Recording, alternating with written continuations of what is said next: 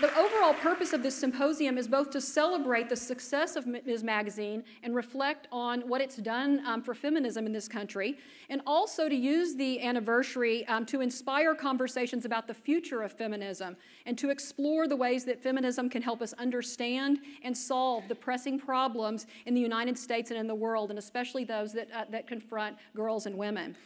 Okay, on to the main event. I now have the honor of introducing my colleague and friend, Shelley Fisher-Fishkin, who is going to introduce Gloria Steinem. 40 years ago, when the first issue of Ms. hit newsstands across the country, a prominent network news anchor said, "I'll give it 6 months before they run out of things to say." Gloria Steinem herself said, "If you'd asked me in the beginning how long it would last, I would have probably said 3 or 4 years tops." 4 decades later, it's still going strong and appealing to an audience of readers who now span 3 generations. Her choice of the right word and not its second cousin made her prose sharp and compelling, prompting her at times to coin phrases that hadn't existed before but were desperately needed, like reproductive freedom. Her honesty with herself in her articles and books challenged us to be candid with ourselves and each other. Her willingness to acknowledge her own shortcomings encouraged us to admit ours. Her embrace of change and growth inspired us to change and grow too. And her sense of humor reminded us of the silliness of so much of the status quo. In Steinem's hands, humor became a weapon of mass instruction. Her satire, If Men Could Menstruate, is still one of the most concise and effective primers on arbitrary privilege ever written. Gloria Steinem's imagination allowed her to envision a future that wasn't mired in the oppressive stupidities of the past. The magazine she did so much to create and sustain continues to inspire us to create a world in which each of us can flourish as a fully human being. A world, as Steinem once put it, in which everyone matters. Please join me in welcoming Gloria Steinem to Stanford.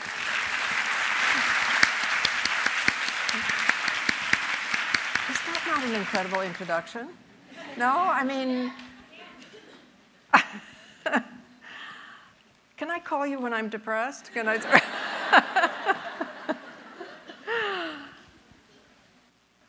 Now, I really want to spend most of my time talking about the future because that's what interests me.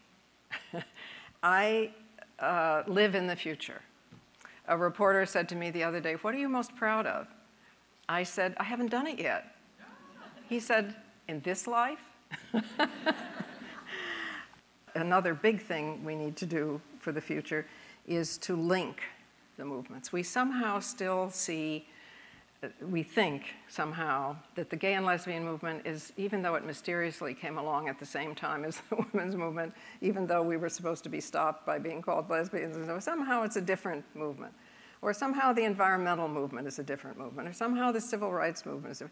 Well, the truth is that they are all deeply, deeply linked. And once we see that linkage, we become each other's allies, and we become much more effective. In fact, if you look around the world at the countries that have the least democracy in public life, they are the ones that have the least democracy between males and females in so-called private life. You cannot have a democracy without democratic families. You can't have a democracy without the female half of the country. And that's because our educational and intellectual life is divided in this gendered way. And that's why you need the Clayman Institute here, right? And that's why, you know, reporters sometimes say to me, "Aren't you interested in anything other than the women's movement?" I always say, "Show me something." They've never been able to show one single thing that is actually separate from the women. I'm not sure it exists. I'd love to find it on some days, but I don't think it exists. And I think we have a lesser but also troubling myth about people who say, "Where are the young feminists?" as if they didn't exist. So let's remember that the polls show that young women are more likely to support feminist issues than older women are. And I spend 90% of my time working with women who are 30 to 60 years younger than me, right? And I just thought I would name a few because I'm so troubled by this constant idea. Now, part of the reason I don't believe it, you know, there are no young feminists, where are the young feminists, is because it's frequently the same people who are saying that who were saying to me, feminism is hopeless, you can't do it, it's against nature, God, Freud, somebody. They're still around, and they're saying, well, it used to be necessary, but it's not anymore. And it's the very same people, right? So part of this that has no future is just the new form of obstructionism. How did we get in this jam in the first place? This is where I'll drive all academics mad, okay, because I try to do it so fast. It arose because some men began to take reproduction out of the control of women, whose bodies, of course, are the means of reproduction and who are the natural controllers of it. And so those cults of masculinity and femininity grew. I'm always, for all this many years, I've been quoting Olof Palme, the chief of state of Sweden, who I believe is the only chief of state who ever said that gender roles are the deepest cause of violence on earth. And therefore, it was the responsibility of every government to humanize those roles. I think that those of us in our social justice movements need to take responsibility for failing to emphasize the connections and the linkage among all of our movements. We know that they're there, but do we act on them? Yes, we need names. I'm not arguing that we do not need distinct names, because any group that has been nameless has a right to self-name. The power of naming is huge. We need to make the invisible visible, and that is very precious. But categories can be the enemies of connection. And we must get past that. We must go from dependence to independence and then to interdependence. We've had a declaration of independence, good thing, we need that. But then we need to go on to a declaration of interdependence. We need, especially, I think, to understand it and to express it with the two great conundrums of this in many countries, which is sex and race. We must see that they are connected. The black suffragist in the South who said to her white suffragist sisters, "A pedestal is as much a prison as any other small space," understood that. But do we understand it? You know, I just think we should declare the last 500 to 5,000 years, because it depends where you are when this started. You know, here it was only 500 years ago, an experiment that failed. And we declare tonight the first meeting of the post-patriarchal, post-racist, post-nationalist, post-monotheist. I mean, we have to admit that if God looks like the ruling class, we are all in deep shit. So, now, if you think of it that way, right, I think it helps us to understand the politics of religion. And that's my final really point. We have to admit the politics of religion. We cannot just let them have free reign, whoever they are, you know, in all the different groups, and create gods who look like the ruling class and tell us this is not political. Get us to behave during our life on earth in order to get a reward after death. Even corporations only do that for life after retirement. They do not say, I mean, we believe this? I mean, it's quite extraordinary. So we have to, I think, really deeply think about ourselves, the difference between spirituality, which is a sense of godliness in all living things, and religion, organized religion. And I have such respect for the people inside all of the great religions who are trying to reform from within and really change the politics of religion. But at the same time, from Israel to Afghanistan, we can see the enormous difficulties and the reluctance to change. We have a right to be worried.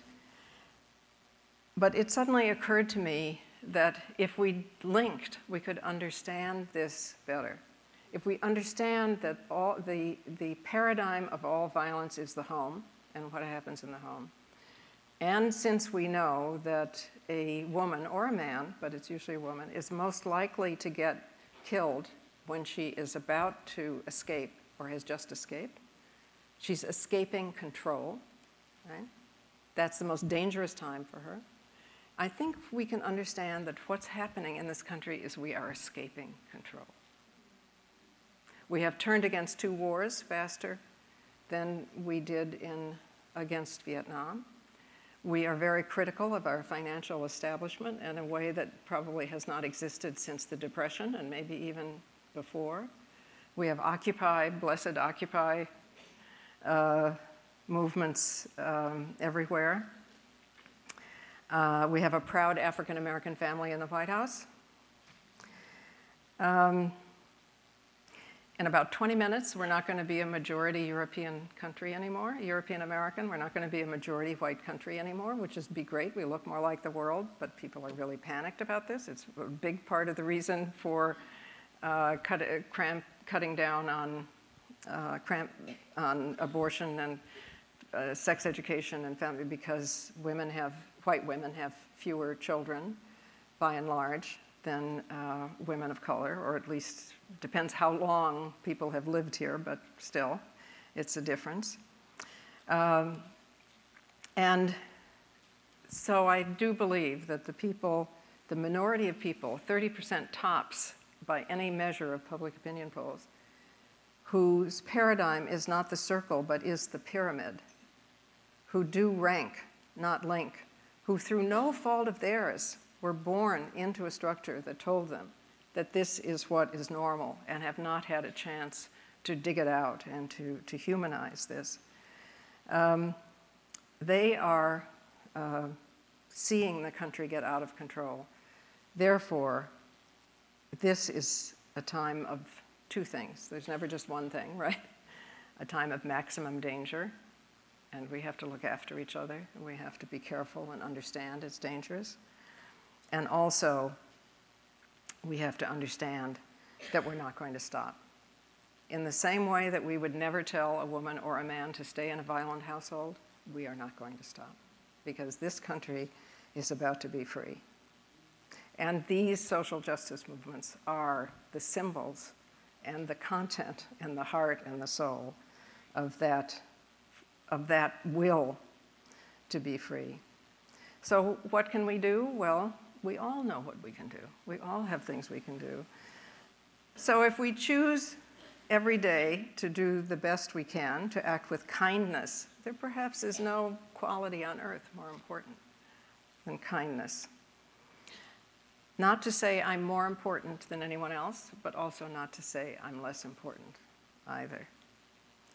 To overcome these crazy categories based on the fiction of race or gender or what is normal sexuality or ethnicity and so on.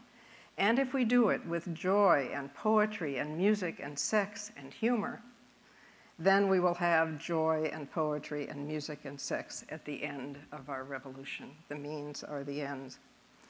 Yes, the answer is still blowing in the wind, but I think that you and I in this room know now that we must not just hold our fingers to the wind, we must become the wind.